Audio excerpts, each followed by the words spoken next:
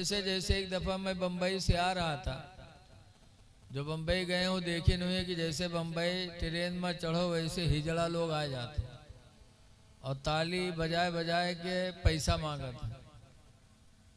चढ़े हम भी, हिजड़ा सवार हुए, हमारे डिब्बे में भी आए, सबसे ताली बजा बजा के पैसा लिया, गाल दबा के पैसा लिया। मैं बैठा था, मुझसे नहीं बोले।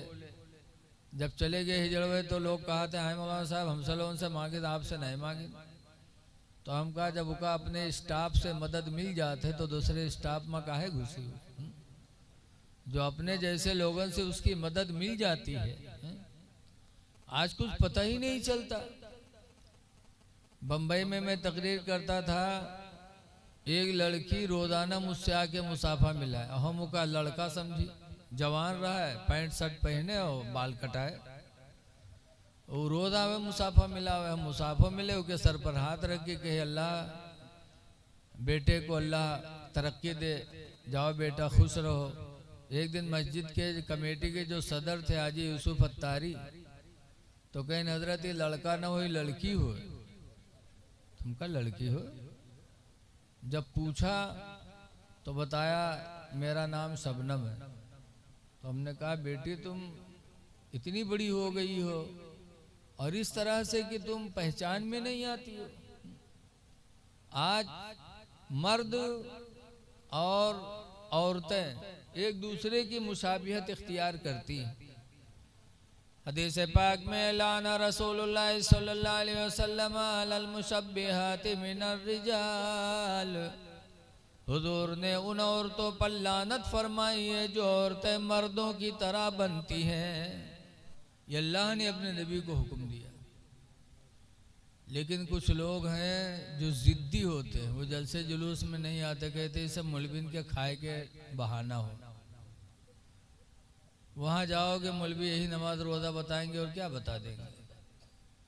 बताया वही जाएगा जो अल्लाह के रसूल से मिला है। इल्म बहुत बड़ी दौलत है। साहबे किराम ने रसूलुल्लाह सल्लल्लाहु अलैहि वसल्लम से पूछा था, मन अल्लमका, या रसूल अल्लाह आपको इल्म किसने दिया, आपको पढ़ाया किसने? तो उन्होंने फरमाया था, अल्लमनी रब्बी, मुझको मेरे रब ने पढ़ाया है। हुजूर को पढ़ाने वाला रब। तो अल्लाह जिसका उस्ताद हो उसके इल्म का आलम कोई, इल्म के आलम का अंदाज़ा कोई लगा नहीं सकता। मेरे नबी को कितना इल्म है, जब पढ़ाने वाला अल्लाह है तो महबूब का इल्म कितना होगा हम उसका अंदाज़ा नहीं लगा सकते।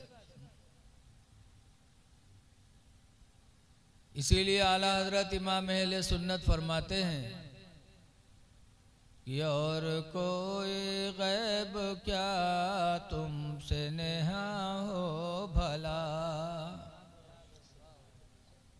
सब जान जाओगे लेकिन अल्लाह का पता कोई लगा नहीं सकता। और अल्लाह को मेरे नबी ने देखा। और कोई गैब क्या तुमसे नेहा हो भला, और जब न खुदा ही छुपा तुम पे करोड़ों दुरूद। तो मेरे नबी का इल्म बहुत अफजल है। और फिर भी हुजूर इल्म की दुआ मांगा करते थे। हुजूर कहा करते थे, रब्बी ज़िदनी इल्मा, ऐ मेरे परवरदिगार मेरे इल्म को ज़्यादा फरमा दे। आवाज अगर दो किताब उर्दू के पढ़ ले हैं तो मिलाद माना ही है, कहीं जितना मौलाना बताइए उतना तो हम जनते हैं, नुआ क्या करेंगे। और हुजूर जिंदगी भर इल्म की दुआ मांगे, रब्बी ज़िदनी इल्मा, है मेरे रब मेरे इल्म को बढ़ा दे।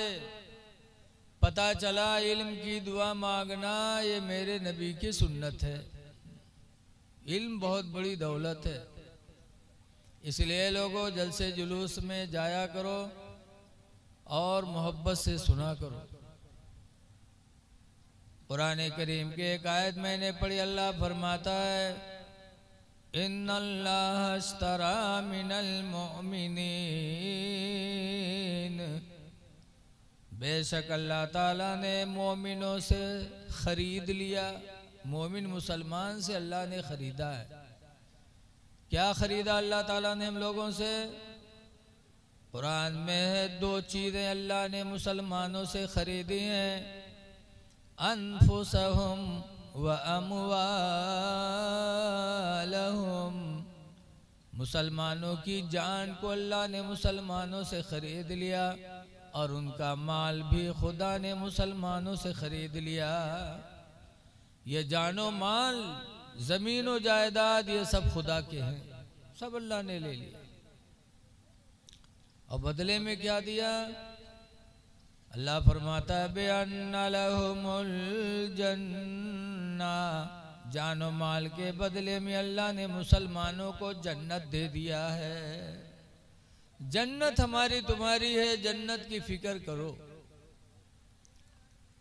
माल में घर भी आ गया, जमीन भी आ गई, सोना चांदी भी माल में आ गया, और इसको अल्लाह ने खरीद लिया। इसीलिए हजरत अली का ज़माना था, एक आदमी ने मकान बेचा और दूसरे ने खरीदा, तो बैनामा कराने, रजिस्ट्री कराने हजरत अली के पास दोनों गए। खरीदने वाले ने कहा कि इसका मकान मैंने खरीदा है। उसने कहा हाँ, मैंने अपना मकान इनके हाथ बेचा है, आप बैनामा कर दो। तो हजरत अली शेर खुदा रदी अल्लाह ताला अन्हु ने अपने मुंशी से कहा कि बैनामा लिखो। तो बैनामे का मजमून हजरत अली ने क्या कहा? हजरत अली ने फरमाया लिखो,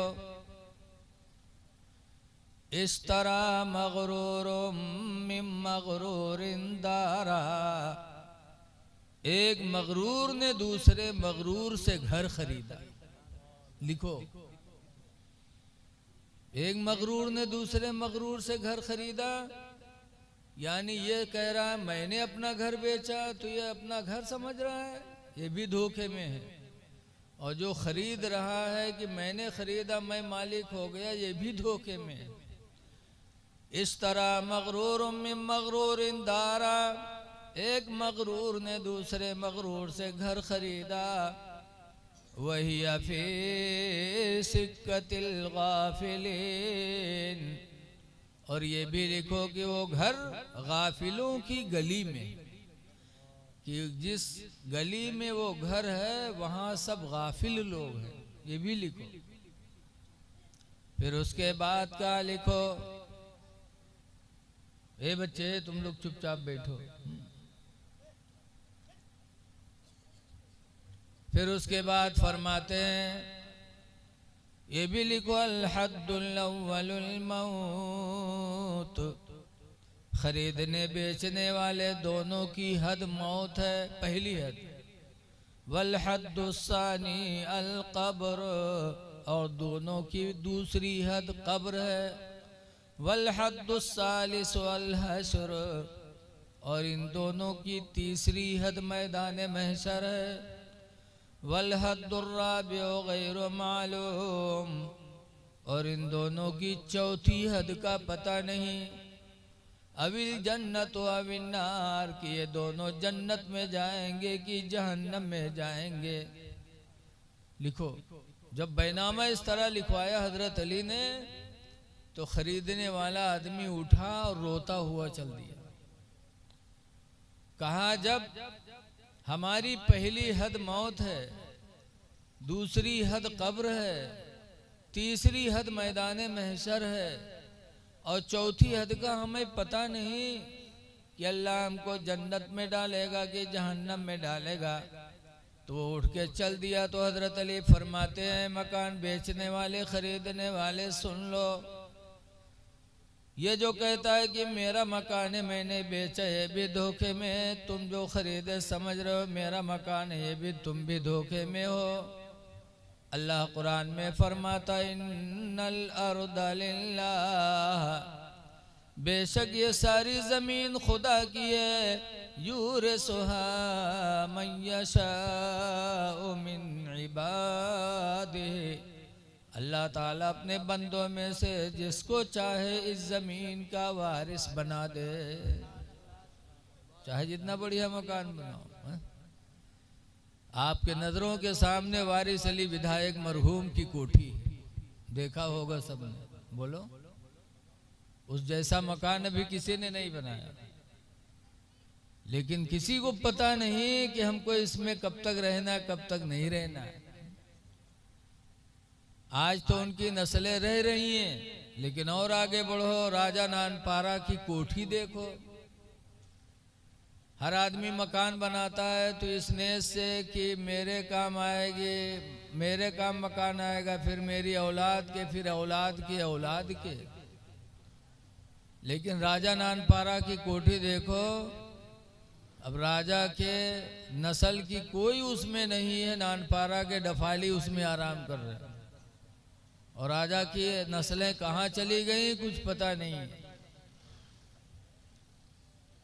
इसलिए लोगों, अल्लाह मकान दे दे तो नाज न करो, बल्कि खुदा का शुक्र अदा करो।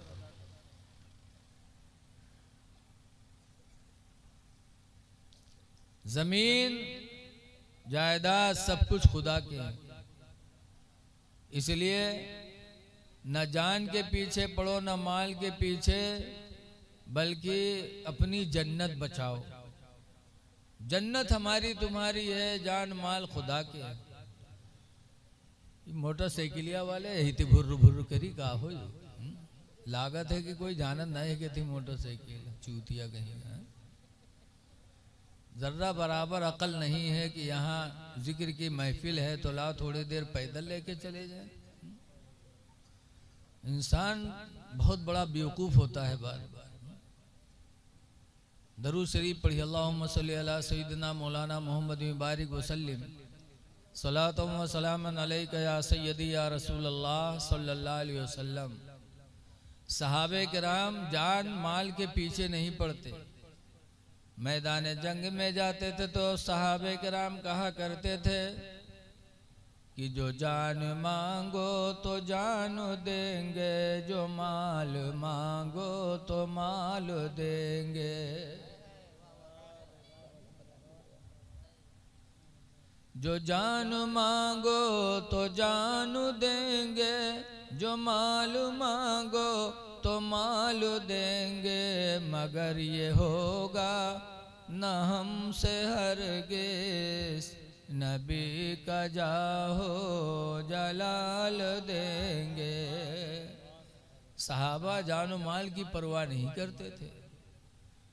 इसीलिए अम्र बिन जमू है, अम्र बिन जमू लेंगड़े सहाबी थे और इनके बच्चे 5-6 थे।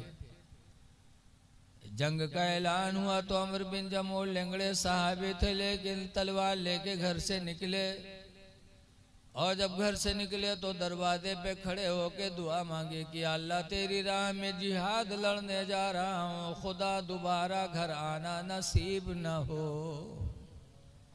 दोबारा घर आना नसीब न हो। ये दुआ मांगी अम्र बिन जमू ने, और उसके बाद चले गए। तब लड़कों ने सोचा कि अफसोस है, मेरा लेंगड़ा बाप मैदान जंग में जाए और ये दुआ करके जाए कि अल्लाह घर वापस होना नसीब न कर, और हम जवान हो के घर में रहे। जब बाप को देखा तो उनके बच्चे भी मैदान जंग में पहुंच गए, और अम्र बिन जमू लेंगड़े सहाबे थे, लेकिन इसके बावजूद उचक उचक के लड़ते थे। यहाँ तक कि उस जंग में हजरत अम्र बिन जमू शहीद हो गए। उनकी लाश को घोड़े पे लादी गई कि इनकी लाश मदीना ले जाके दफन किया जाए। लेकिन जब घोड़े पे लाश लादी गई और घोड़े की लगाम पकड़ के मदीने की तरफ आदमी चला, तो घोड़ा मदीना जाने के लिए तैयार नहीं हुआ। इधर उधर मुंह करता, लेकिन मदीने की तरफ नहीं जाता घोड़ा। मारते पीटते, लेकिन मदीने का रुख नहीं करता वो।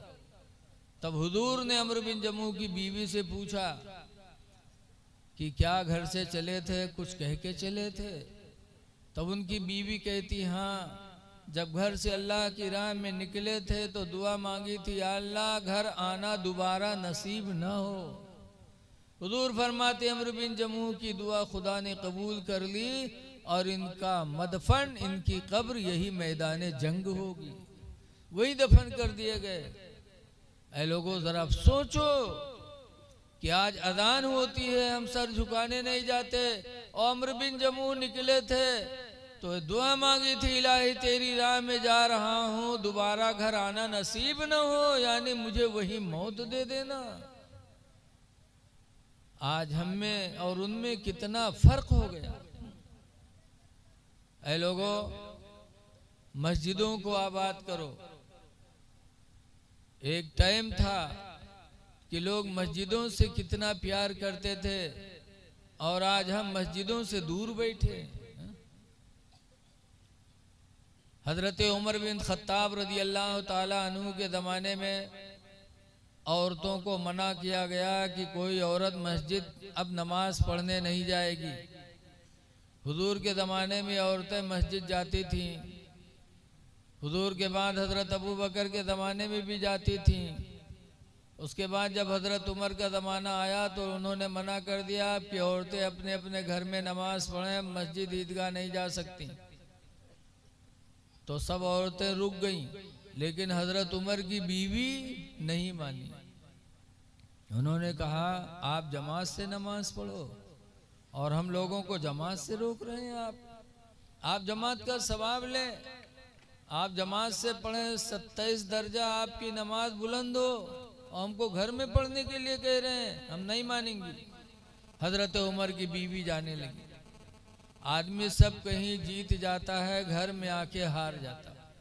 बोलो, बड़े बड़े लोग भी अपने घर की लड़ाई में हार जाते। नहीं मानी उनकी बीवी तो नमाज फजर में हजरत उमर रदी अल्लाह ताला अन्हु उठे और वदू बना के गए और रास्ते में एक मकान के आड़ में छुप गए। बाद में उनकी बीवी हजरत उमर भी वदू बना के मस्जिद नबवी जाने लगी। जब वहां पहुंचे तो हजरत उमर ने पीछे से उनके सर पे हाथ मारा और हजरत उमर छुप गए। तब उनकी हजरत उमर की बीवी रोने लगी और रो रो के कहती हैं, अफसोस कि हुजूर को अभी चंद ही दिन हुए दुनिया से रुखसत हुए और लोगों के दिल इतने बिगड़ गए, इतना लोगों के दिलों में फितना पैदा हो गया कि हम लोगों को लोग टच करते हैं। हजरत उमर की बीवी रोई और घर में आकर के उन्होंने नमाज अदा किया। हजरत उमर फारूक आजम रदी अल्लाह ताला अन्हु जब फजर पढ़ के घर आए, फरमाया कि तुम मस्जिद में दिखाई नहीं पड़ी। तो फिर रोने लगे, कहने लगे, उमर, अल्लाह के रसूल को अभी चंद ही दिन दुनिया से रुखसत हुए और लोगों के दिलों में इतना फितना पैदा हो गया। तो अल्हम्दुलिल्लाह एक वो जमाना था कि मना करने के बावजूद भी हजरत उमर की बीवी नहीं मानती थी, और आज हम को मना करने वाला कोई नहीं है। 5 वक्त मुअज्जिन बुला रहा है हय्या अला सलाह नमाज के लिए, और हम नमाज की तरफ नहीं जा पाते, और दावा है कि हम अल्लाह को बहुत चाहते हैं, नबी को बहुत चाहते हैं। ये दावा गलत है। ये तो वैसे ही है कि जैसे एक लैला मजनू की कहानी। लैला एक औरत थी, उस पर एक मर्द आशिक हुआ, उसका नाम मजनू पड़ा। लैला की याद में मजनू हर वक्त मस्त रहता था। एक दिन मजनू गया लैला के दरवाजे पे और बैठ गया। लैला को पता चला कि मेरा मजनू आया है, मेरा आशिक आया है। तो एक थाल में लड्डू सजा के ऊपर से कागज ढक करके लैला ने अपने नौकरानी को दिया कि कहा जाओ, दरवाजे के बाहर मेरा मजनू बैठा है, मेरे मजनू को लड्डू दे दो। वो जब लेके आई थाल बाहर, कहा, लैला का मजनू कौन है? लैला ने अपने मजनू के लिए थाल में लड्डू सजा के भेजा है। तो बहुत से आदमी रहे दौड़ी आए, कहें हम होई मजनू, हम होई मजनू। मजनू कह कर के सबने लड्डू लूट लिया, और जो मजनू था उस तक एक लड्डू भी नहीं पहुंचा। वो नौकरानी वापस गई, लैला से कहने लगी, लैला तुम तो कहती थी कि मेरा एक मजनू है, और दरवाजे के बाहर तुम्हारे कई मजनू हैं। सबने लड्डू लूट लिया, सब कहते मैं मजनू, मैं मजनू। लैला ने कहा तुमने समझा नहीं, मेरा मजनू कौन। लैला ने कहा लाओ ये थाल। फिर थाल लिया लैला ने, और उसमें एक छुरी रखा और ऊपर से कागज ढका। नौकरानी से कहा बाहर ले जाओ और कहो कि लैला ने अपने मजनू के बदन से गोश्त मांगा। लैला ने मजनू के बदन का गोश्त मांगा है, ले जाओ।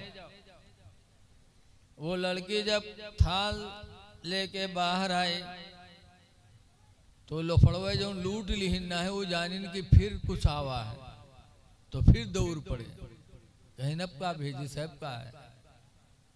तब उस लड़की ने कागज खोला, छुरी निकाली, कहा लैला ने अपने मजनू के बदन का गोश्त मांगा है।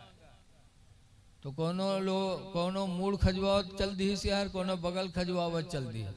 जितने लोग पड़वे रहे सब लापता, कोई नहीं बचा। लेकिन जो मजनू था हकीकत में लैला की दीवार की टेक लगाए पड़ा था, वो उठा, कहा इधर आओ, इधर, मेरी लैला ने क्या कहा है। तो नौकरानी ने कहा ये थाल में छुरी दिए कि मेरे मजनू से कह दो अपने बदन का गोश्त हमको दे दे। काला छुरी लिया, लेने के बाद फिर कहता है जाओ मेरी लैला से पूछ लो कि मजनू के बदन के किस हिस्से का गोश्त उसको चाहिए, मैं हाथ काट के दे दूं, हो सकता उसको रान पसंद हो। जाओ मेरी लैला से पूछो मेरे बदन का किस हिस्से का गोश्त उसको चाहिए। जब वो नौकरानी गई, पूछा कि सब तो भाग गए, लेकिन एक अजीब हालत में है, बाल बिखरे हैं, चेहरे पे गर्दो गुबार है। उसने छुरी लिया है, कहा जाओ मेरी लैला से पूछो मेरे बदन के किस हिस्से का गोश्त लैला को चाहिए। तब लैला ने कहा मेरी नौकरानी तूने पहले नहीं पहचाना था, अब तूने पहचाना है, मेरा मजनू हकीकत में वही है जो अपने बदन का गोश्त देने के लिए तैयार हो गया। ऐ लोगों, दावा सबका है कि हम अल्लाह को चाहते, अल्लाह से डरते, रसूल को चाहते, लेकिन उसकी पहचान है कि जब हैया अला सलाह की आवाज़ कान में आए और आप मस्जिद पहुंच जाओ तो समझ लो कि आप हकीकत में अल्लाह के चाहने वाले हैं, मानने वाले हैं। और अगर अजान हो रही है और आप मस्जिद नहीं जाते तो सिर्फ आपका दावा है। इसलिए अपने अंदर पहचान पैदा करो, मस्जिदों को आबाद करो, नमाजों की पाबंदी करो। अल्लाह के नबी फरमाते हैं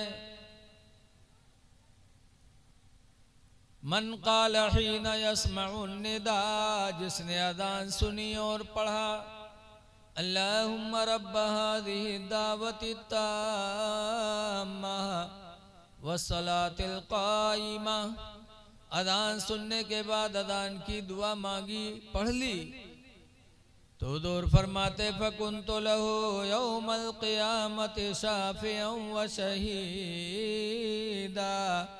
तो मैं क़यामत के दिन उसकी शफ़ाअत भी करूँगा और उसके ईमान की गवाही भी दूँगा।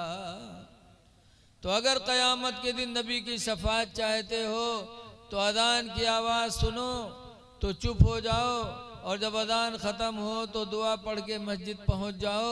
इंशाअल्लाह क़यामत के दिन नबी की शफ़ाअत आपको नसीब हो जाएगी। और नबी की शफ़ाअत ऐसी शफ़ाअत होगी। या आला हज़रत इमाम अहले सुन्नत रज़ी अल्लाह ताला अन्हु फरमाते हैं कि क्या ही दौक़फ़ुदा शफ़ाअत है तुम्हारे वाह वाह, क्या ही ज़ौक़-फ़ुज़ा शफ़ाअत है तुम्हारी, वाह वाह। और कर्ज लेती है गुनाह परहेज़गारी, वाह वाह। इसलिए लोगों, नबी की शफाअत चाहते हो तो मस्जिदों को आबाद करो, अदान का एहतराम करो। हर एक चीज़ की निशानी है। देखिए, मुसलमान होने की निशानी है चेहरे पे दाढ़ी हो, मोछें कतरी हुई हो। अब अगर आप इसके खिलाफ हैं तो आप नहीं माने जाएंगे।